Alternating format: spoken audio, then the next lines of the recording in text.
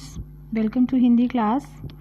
Students, last class में हमने वाटिका से चैप्टर किया था 7 कल, बट आज हम करने जा रहे हैं व्याकरण चैप्टर 8 संज्ञा। बच्चों, अब तक हम संज्ञा में पढ़ते आए हैं, पिछली कक्षा में भी पढ़ा है कि संज्ञा क्या होती है। व्यक्ति, वस्तु, स्थान, इन सब के जो भी नाम हमसे जाना जाता है उसको हम संज्ञा कहते हैं।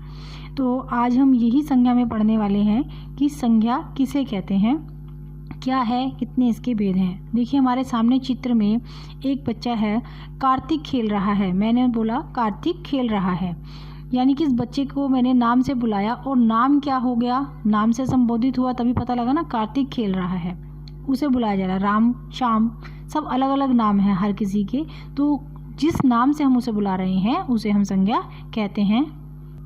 इसी तरह अब इस चित्र में देखिए बेटा, आपको दिखाई दे रहा है महात्मा गांधी जी। महात्मा गांधी जी विशेष पर्सनैलिटी है, विशेष व्यक्ति।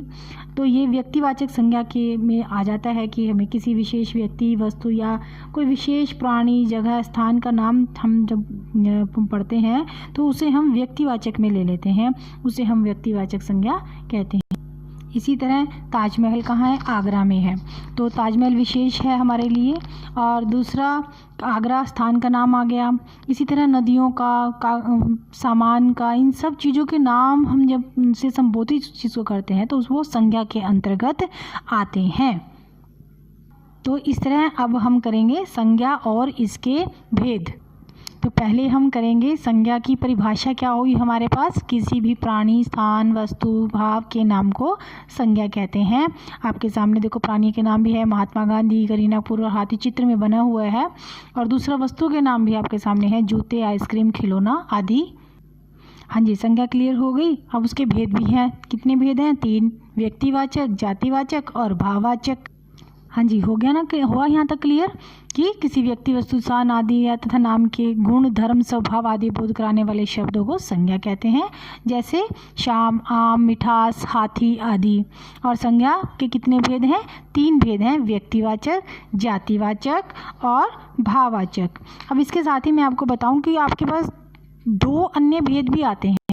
देखो मैंने अन्य 2 कहा, द्रव्यवाचक संज्ञा और समुदायवाचक संज्ञा। परंतु हम सबसे पहले जो करेंगे वो है व्यक्तिवाचक संज्ञा। व्यक्तिवाचक संज्ञा क्या होती है बेटे? इसके अंदर विशेष व्यक्ति, वस्तु, प्राणी और स्थान के नाम का जब हमें पता चलता है वो व्यक्तिवाचक संज्ञा के अंदर आते हैं। जैसे आपके अंबानी हैं, क्रिकेटर आपके हैं, कपिल देव हैं, या जो विशेष होते हैं उनके नाम। वस्तु टोकरी, मेज, रामायण, गुरु ग्रंथ, स्थान हरिद्वार, दिल्ली, जयपुर। इसी तरह अगला पॉइंट है आपका जातिवाचक संज्ञा। जातिवाचक यानी कि संज्ञा शब्द किसी भी, जो शब्द, कोई संज्ञा शब्द किसी भी समूह और जाति के विशेष चीज़ का बोध कराता है उसे हम व्यक्तिवाचक संज्ञा कहते हैं। अब इसके अंदर देश, पर्वत, पुरुष, स्त्री, नदी, ये सब उदाहरण तौर पर हैं। और देखिए इसने बताया आपको जातिवाचक के 2 भेद हैं, द्रव्यवाचक और समूहवाचक, जो हमें नाम से ही समझ में आ रहा है, पता चलता है हमें द्रव्यवाचक क्या होता है। यानी कि जिस संज्ञा शब्द से हमें किसी पदार्थ या द्रव्य का बोध हो, द्रव्य यानी लिक्विड जिसे आप कहते हो, संज्ञा का बोध हो, पानी, दूध, लोहा, पीतल, सोना, लकड़ी, चांदी, ये सब क्या है, हमारे द्रव्यवाचक में आ जाते हैं। और समुदायवाचक के अंदर जिस संज्ञा शब्द से किसी समूह का यानी कि ग्रुप का बोध होता है उसे हम समूहवाचक कहते हैं। जैसे सेना, बहुत सारे सैनिक जा रहे हैं तो सेना कह देते हैं, टोली जा रही है। बच्चे कक्षा में पढ़ रहे हैं तो पूरी को, बच्चे जब ज़्यादा कक्षा में होते हैं तो उसे हम कक्षा कहा जाता है। टोली, बहुत सारे बच्चे जा रहे हैं तो उसकी टोली है, व्यक्ति जा रहे हैं तो उसकी टोली है, भीड़, कहीं लोग बहुत सारे खड़े हैं तो वो आपका समुदायवाचक संज्ञा।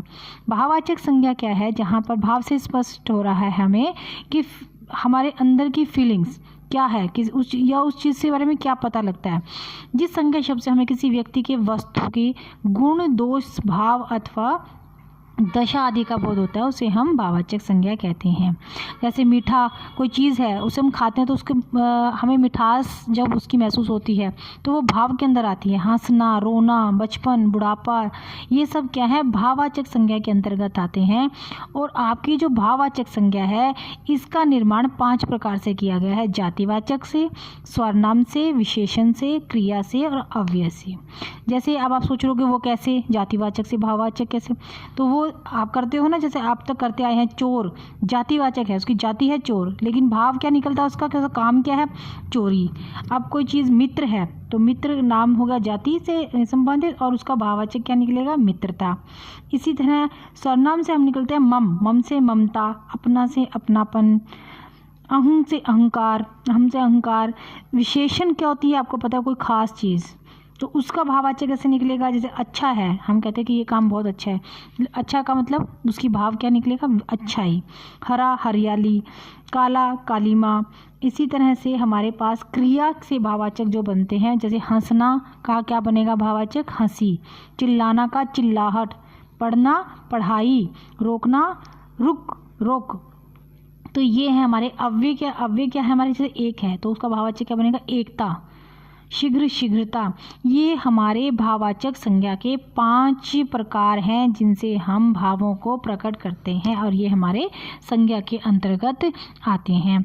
तो इसी तरह इस पाठ के अंदर जब हम संज्ञा कार्यपुस्तिका में करेंगे तो बेटा जैसे आपको चित्र में दिखाया गया है ऐसे आप चित्रकारी करके उसे बना सकते हो। उसका छोटा सा वर्णन आपके लिए आसानी हो जाएगी इस तरह भेद को याद करने में। और फूल पत्ती का प्रयोग आप उसके सुंदर कलर्स का प्रयोग कर सकते हो, अच्छी एक्टिविटीज़ उसके अंदर बना सकते हैं हम। तो ये था हमारा पाठ आज का, संज्ञा